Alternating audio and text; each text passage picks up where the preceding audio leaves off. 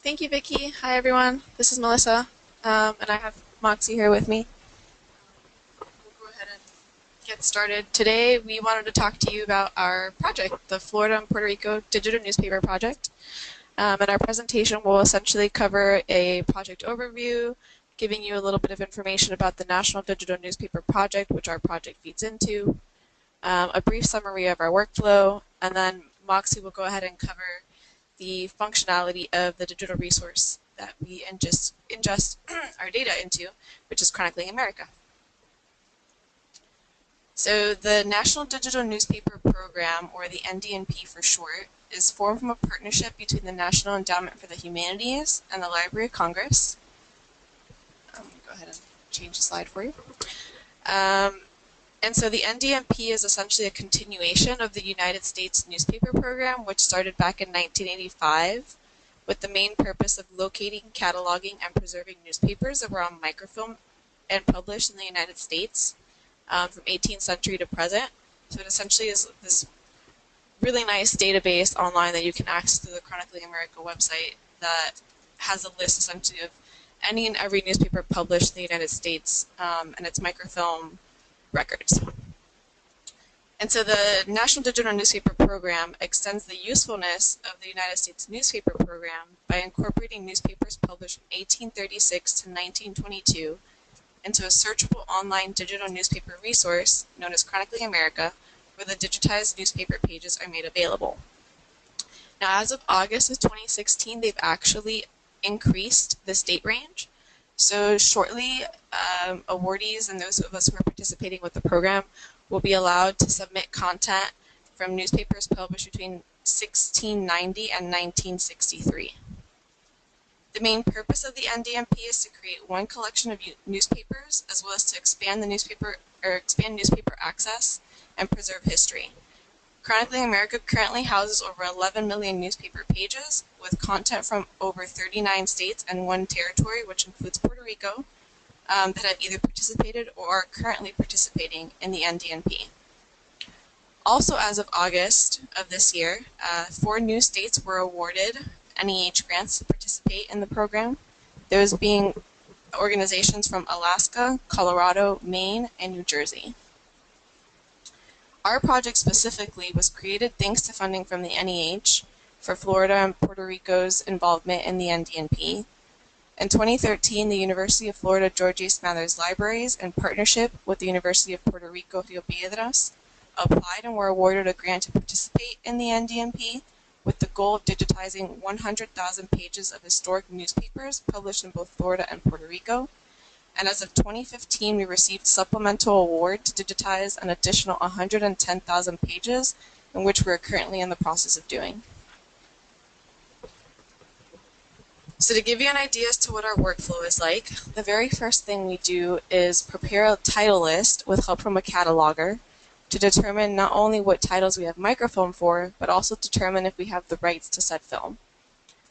Once we have that list created, we then use the NDNP set guidelines for selecting titles, and that includes having academic and historical input from an advisory board, geographical coverage of the papers, the microfilm availability, and attempts to continue runs of papers that have already been digitized to some extent. The ad boards that we have, the advisory boards, we have 2 of them, one here at UF and one at our partner's location in UPR. These advisory board members are made up of scholars, historians, educators, and librarians. So once we have our title list, we move on to duplication. And that involves having, for the UF's purpose, we go through a vendor who digitizes our microfilm to create second-generation negatives. And then the University of Puerto Rico actually has a fully functioning microfilm unit in-house, so they take care of all of their own duplication. These reels are going to be the reels used for the digitizing, and then at the end of the project, the Library of Congress will then store them in their facilities. Once reels are duplicated, we then go through the process of collating, which is essentially the step in a process where we review all of the reels for gathering information, essentially all the metadata that's going to be used for the digitizing, and then also take this time to assess the overall quality of the pages that we're going to be making available. All these reels are divided into batches of approximately 7,000 pages just to help make the workflow a little bit easier. And we have two spreadsheets that we create. One that we call collation sheet, which focuses on issue level data, such as dates, issue and volume numbers, page numbers, and then noting things such as if an issue is missing, if pages for a specific issue are missing, if something's filmed out of order, if there's a change in title, etc. Then we also put together a metadata spreadsheet, which focuses on all of the reel level data and includes things such as start and end dates for that specific reel, who the source institution is, who the repository institution is, when the film was created, and then other technical information related to the reel, such as resolution and density readings.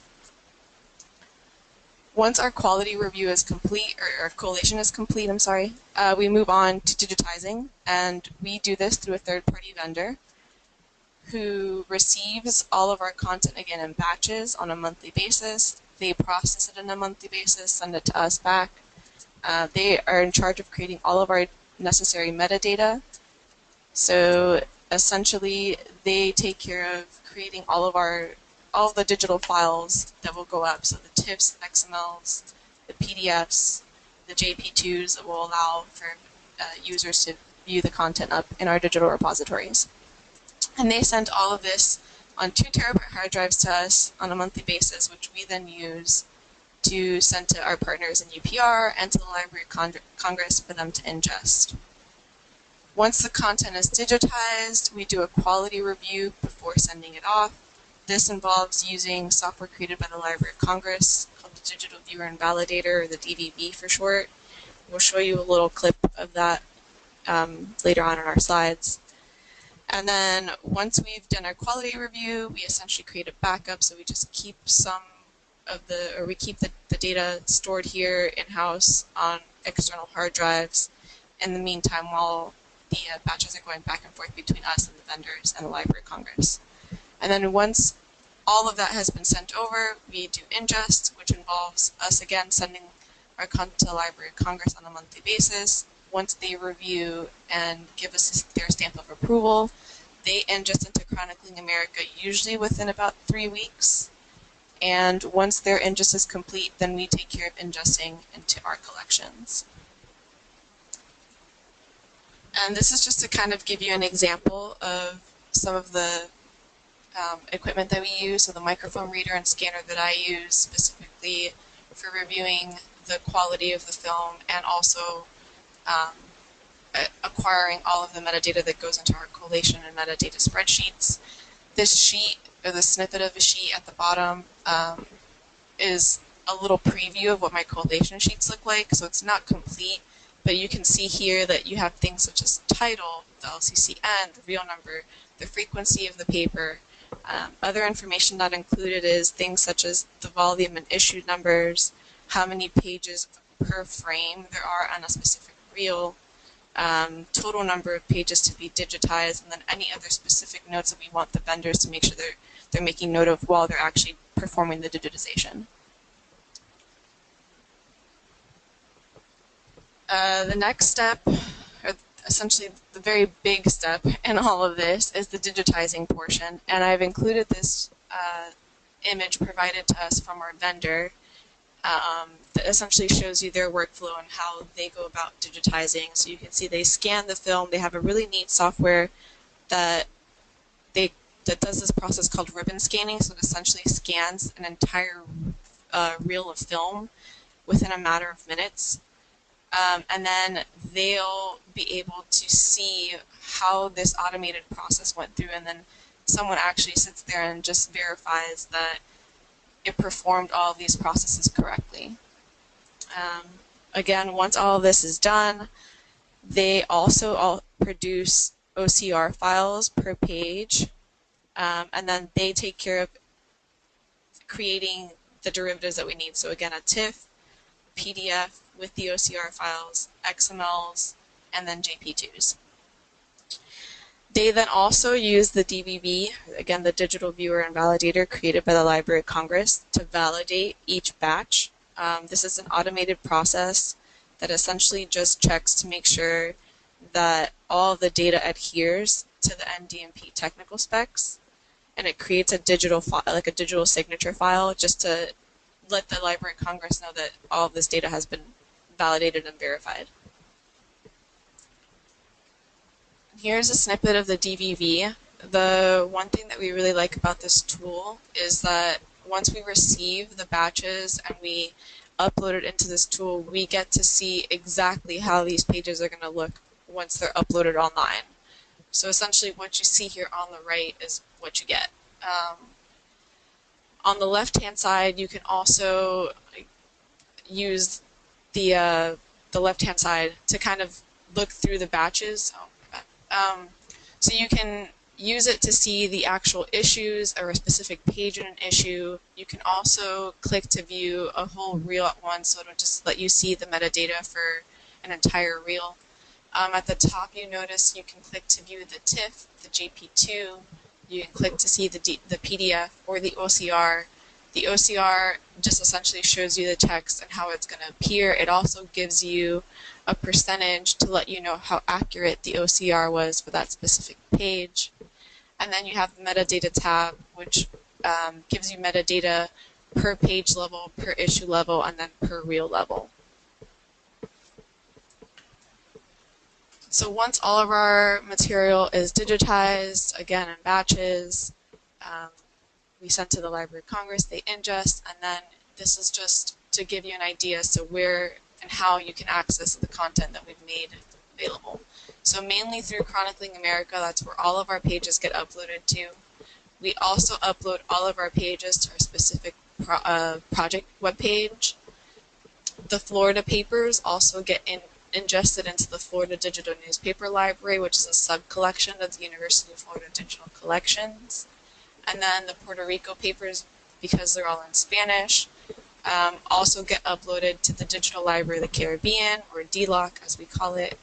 And then La Biblioteca Digital Puertorriqueña, which is the University of Puerto Rico's digital library. And so if no one has any questions at the time, then we'll move on to Moxie, who will take over and give you an idea as to the functionality of Chronicling America and how we use this resource. Okay, hi, I'm Moxie. I'll be going over the functionality of Chronicling America with y'all. So basically, one of the best things about Chronicling America is that it's an open access repository for these newspapers that have been digitized. There are other places that have digital newspapers, including newspapers.com and LexisNexis and other repositories that are behind paywalls. But the great thing about CronAm is that anyone can access it as long as they have an internet connection. And so here we kind of see the base page. This is what it'll look like when you go to Chronicling America.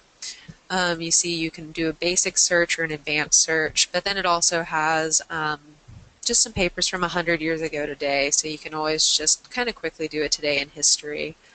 And there's different ways of searching. We kind of recommend doing an advanced search, which we'll go through in a second. You can also see a list of all the digitized newspapers broken down by specific state, ethnicity, and language. And then there's also the U.S. newspaper directory, which is a catalog that shows the holdings for all the newspapers in America since 1690. I'm sorry. And so you can browse by state, ethnicity, material type, and those help you locate what's not up on Chronicling America. And so here's an example of a paper we pulled up. This is a Gainesville Daily Sun from 1905. And once you've done a search, you see this whole page, and you can zoom in and out with the mouse with buttons on the left and right. You can also switch within the particular paper the page. So this is the first page, so you can move to the next page. You can also go back and forth from the surrounding issues. You can open up all of the issues, which pulls up a calendar that shows when things were published. You can open the OCR by clicking text. You can also get a PDF of the entire page. Um, and you can also zoom in and clip certain things. So say you just want the joint statehood bitterly opposed story, so you can zoom in and crop it and do what you like with it. Also, if you scroll down to the bottom, which we don't have shown right now, there is a persistent link to the particular page. We recommend people save the persistent link rather than what comes up in your search bar, because these links aren't affected by link rot. Um, they're categorized by batch and by date and by page number, so these are stable links that you should be able to easily reaccess after long periods of time. Um, and then additionally, we have right under the date of the image, there's about the Gainesville Daily Sun. You can click on that and it gives you a history of the newspaper, including alternative names, the place of publications, dates, and an essay about the paper and its history. Essays are submitted by awardees, and basically it's the background of the paper, which is sometimes harder to figure out than you would perhaps imagine. So we're going to do a quick live demo and just kind of show you what we mean. So this is what it looks like. You can zoom in and out, switch pages. Let's go to all this will go to all pages, so you can see all the pages within the issue. And if you scroll down, we'll show you where the permanent link is. It's right where it says the Daytona Gazette, so that URL that's within the brackets is going to be the permanent link. Yeah, and then that's where the essay is. So if you click on that, it opens a separate page with the essay. Catalog records for everything.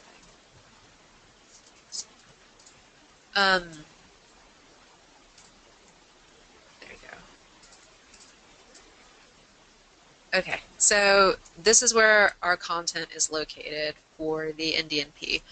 We currently have parts of 40 papers digitized for Chronicling America.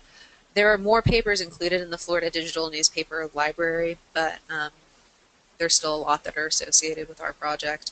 32 papers are from our participation with the NDNP in 2005, which only focused on 1900 and 1910, so we have a lot of papers within that time period. Currently, we only have one Puerto Rico paper up, but it's a very long run of that paper, and we'll be adding 2 more this cycle. So speaking of this cycle, what we're currently working on is getting up longer runs of the Pensacola Journal. So we'll be adding from 1915 to 1922, and actually large parts of 1917 to 1920 just went live last week. We also are adding the Lakeland Evening Telegram from 1911 to 1920, and the Daytona Daily News from 1911 to 1920.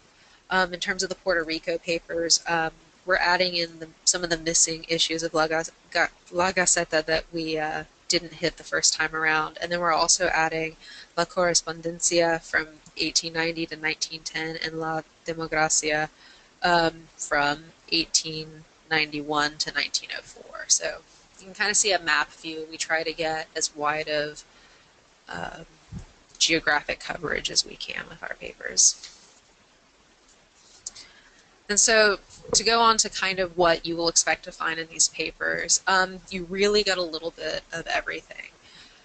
So there's a lot of international news, especially World War I, which is called the Great War, and other names are within our paper, as well as the Spanish-American War. In terms of national news, there's just always content on governance, both at the local, state, and national levels.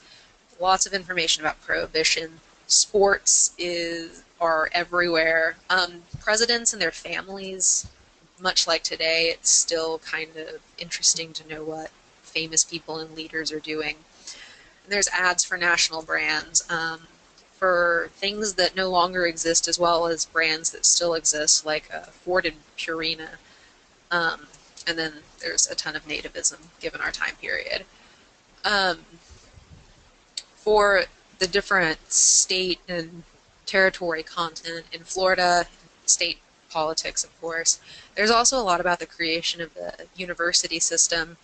There's travel reports in the society pages of so-and-so going to Yosemite or coming back from wherever they went to visit. And basically it's kind of not only letting people know where their friends and family were going, but also that they're safe.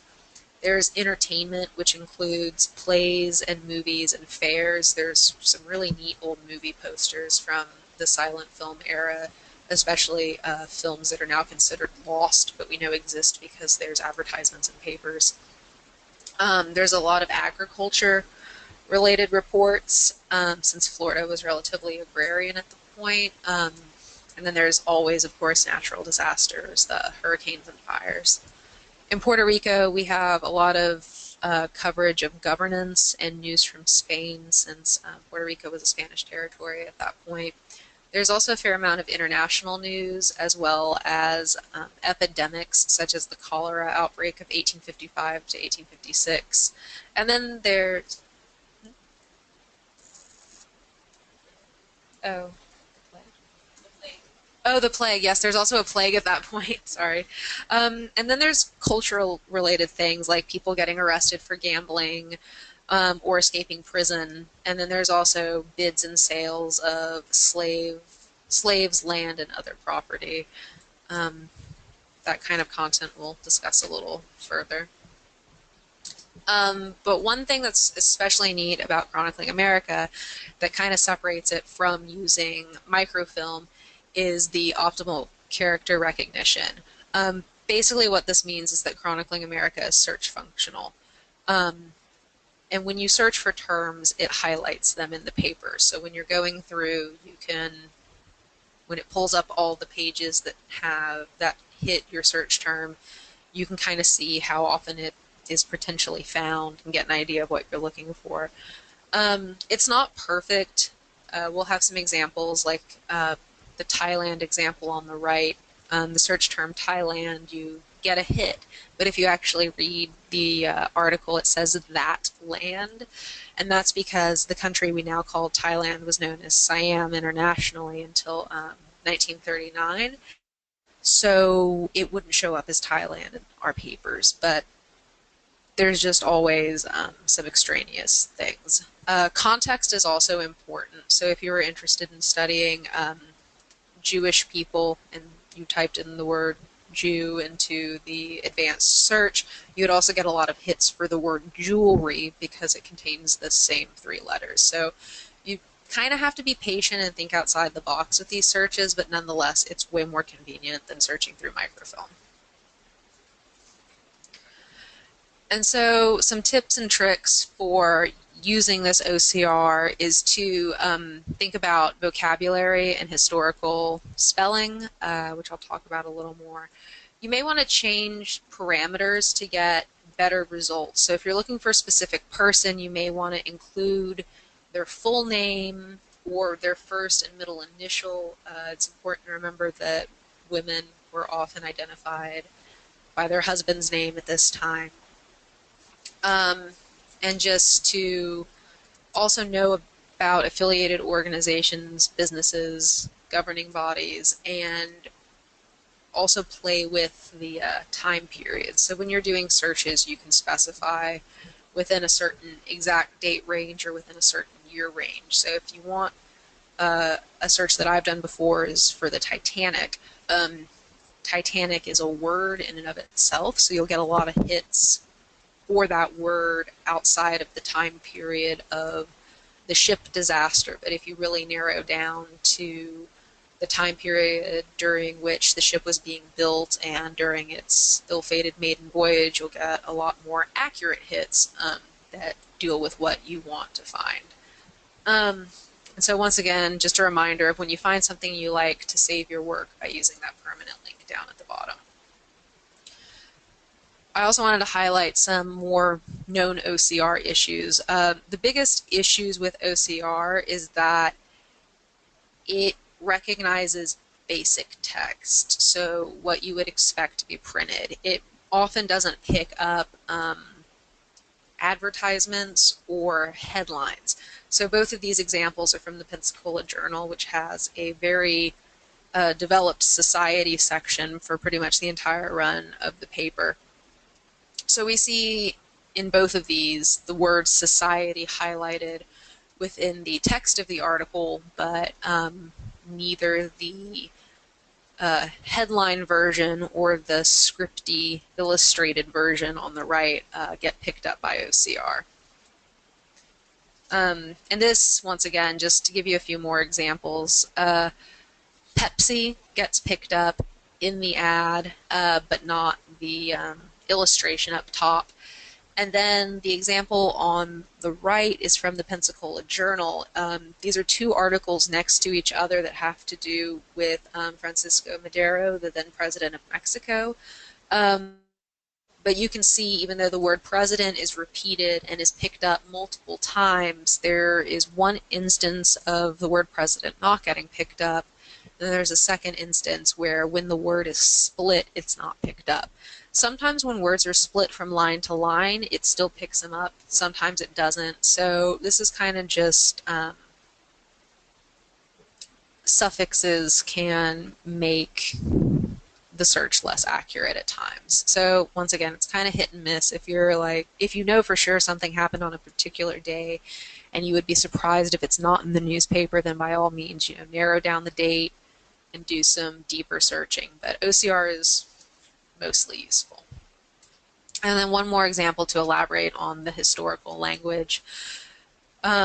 These are all three examples within our Florida papers about just word use, and especially if you're trying to convey how to search Chronicling America to students, it's really important to drive home the point of historical language. So these are three different searches to try to find information about Islam in our papers. So if you search Muslim, which is a common term now to use, you only get 29 search results. If you use the word Muslim, which is an older spelling of the word Muslim, you get 301 results. But if you search for the word Mohammedan, you get 419 results, because that is one of the ways that Islam was referred to in the early 20th century. So when it comes to racial terms, I always tell students that they may have to look up words that they would not use today. I also encourage people to find access to a historical thesaurus. The University of Glasgow has a really good free one, and if you have institutional access, you may be able to access the Oxford historical thesaurus, which also will help you if you're kind of stuck on, well, what did they call this certain disease? You can get an idea of what it was referred to in the past, because sometimes we use radically different words and it's somewhat shocking. And so you can keep in touch with us. We try to highlight our content in our papers on our various social media sites. So on Facebook and Twitter, we'll post just things that we find in our papers that are neat. Recently we found an advertisement for Billy Possum, which is this teddy bear ripoff that the Taft administration put together. It did not go over well, but it's a very funny ad.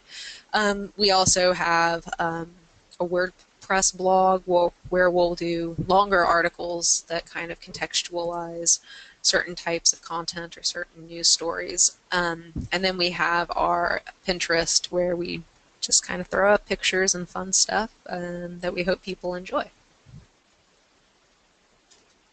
And we can quickly do a sample search. So this is us going into advanced search, and we'll select Florida as our state, and then we can search the phrase football, since it's football season.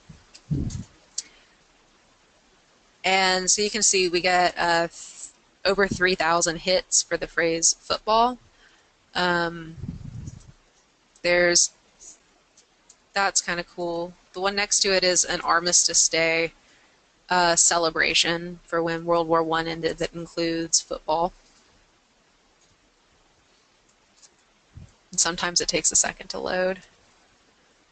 So this is just the kind of sports piece that really wouldn't be too out of place in today's newspapers. Yeah. And this you can also see there's the varying quality. Some words come in darker than others. Photographs sometimes get a little blurry because this is all done off of microfilm. So it's the quality of the paper and the image that we're ultimately able to upload really depends on the quality of the microfilm. Um, Unfortunately, some of the older microfilm hasn't proved to be quite as durable and lasting as initially thought, which also kind of highlights the need for projects like ours, where um, we're gonna lose things that we thought were preserved if we don't update the technology they're stored on. And then this is the text from that page. Yeah, there's some weird spacing sometimes, some odd characters, but you can get an idea.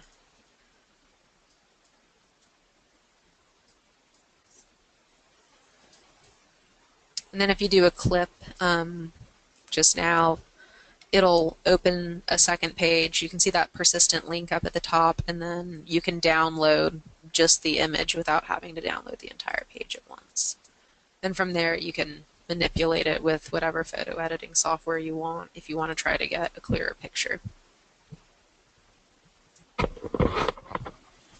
So that's pretty much our project in a nutshell. I don't know if anyone has any questions. We can also, just to kind of give you an idea as to what the other digital repositories look like. So we have the Florida Digital Newspaper Libraries homepage, where you can find our specific project webpage on there as well.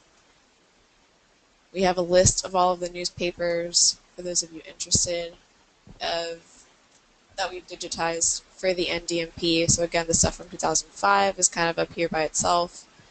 And then the more recent stuff from our phase 1 and now phase 2 appear in this box. And then we have our news and update section to kind of just give you an idea as to what's going on with the project when we appear in media articles and whatnot. And we can do it's not loading. So yeah, so that pretty much sums up our project. I don't know if anyone has questions for us. If not, we can leave it on this so you can make note again, all of our links to our social media accounts, and then our email is on here. The email address is also found on our home web page, as well as through our social media accounts under the About sections. We have our contact information on there.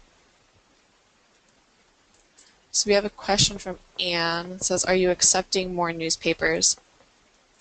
So with our project, the way it works is we have to have film for the papers, and we also have to have the rights to that film. If it's something that the University of Florida does not have, we can look into a little further. It's not something that I can just say yes to, because there is copyright and other laws that we have to abide by for the NDNP.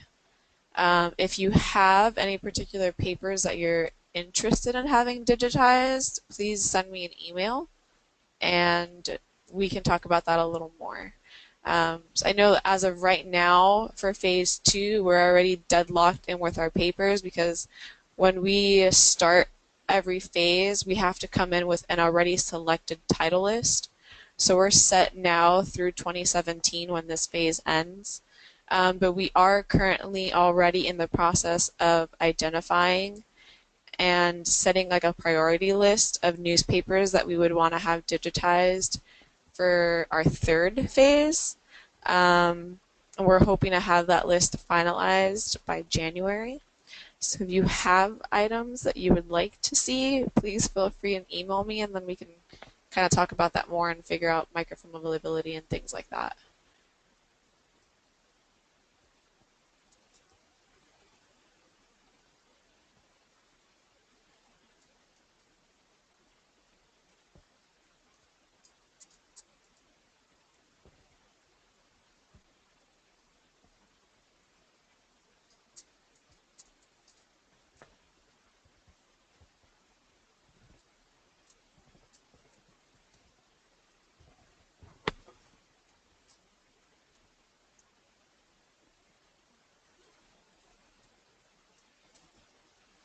Are there any more questions?